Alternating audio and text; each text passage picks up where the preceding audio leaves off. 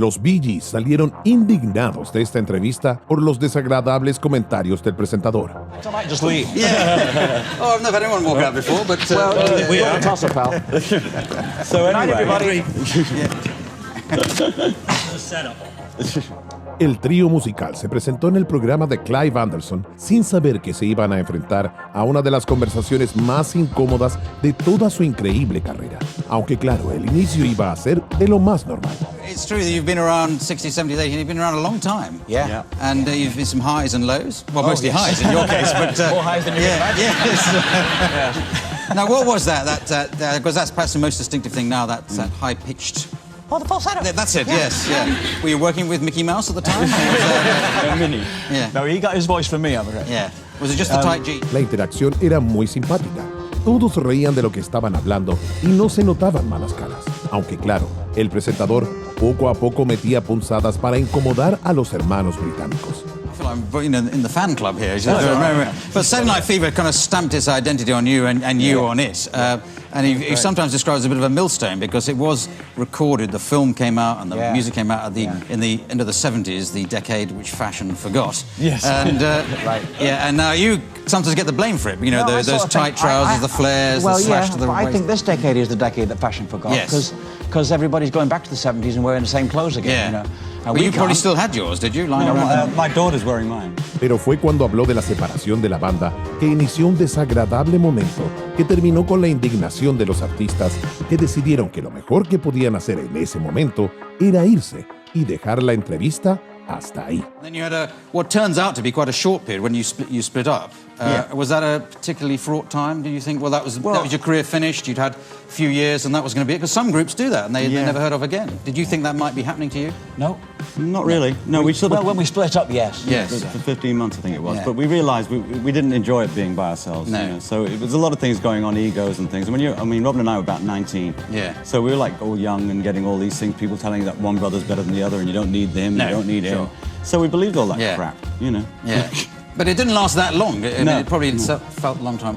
But you had one very good single on your own there, Saved by the Bell. That was a good one. Do you feel, I don't need those other two, I can knock out something like that? There was a lot of ego problems at the time, and I can't even remember we had one why. at the same time called Don't Forget to Remember, which was interesting. I've forgotten that one. But we thought you might. Yeah, of course. We're getting on like a storm, aren't we, Clive? Yes. In fact, I might just leave. Yeah. Oh, I've never had anyone walk out before, but... we are. Toss it, pal. So anyway, everybody. This is a setup. Oh, well, I guess I better join them.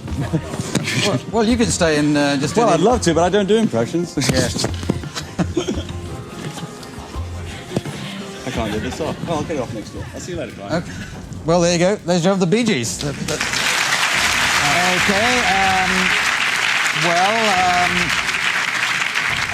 That looks about all right.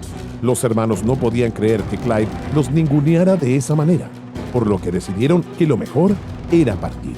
Y es que muchas veces esa es la reacción que tienen los invitados a los programas de entrevistas cuando empiezan a sentir incomodidad. Ejemplos hay muchos, pero lo de Joan Rivers en esta conversación con CNN acumuló millones de visitas. Wearing leather shoes? Yeah, shut up. I'm talking. You know what I mean? I don't want to hear. You're wearing fur. You're wearing leather shoes. I'm not an activist, but I'm saying You're eating chicken. Yeah. You're eating meat. I don't want to hear this nonsense. Come to me with a paper belt and I'll talk to you. But you did hear it in some of those press conferences. There were people who were upset, and you're just saying, no, I'm going. I really am going because all you have done is negative. No. All you have done is negative. I haven't heard I made people laugh for 50 years. I am put on earth to make people laugh. My book is funny. I wear fur that was 15 years ago. I work for animal rights. Stop it with, and you do this, and you're mean, and you're that. You are not the one to interview a person who does humor. Sorry. Are we serious?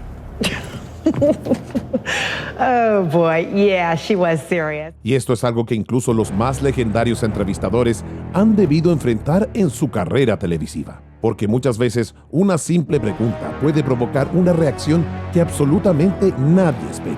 Why did you settle?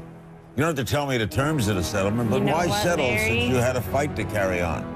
Larry, everything that was discussed in mediation, I'll say it again, is completely confidential. I'm not going to be able to talk about that. So I'm just letting you know that ahead of time. So you can't even say why you settled?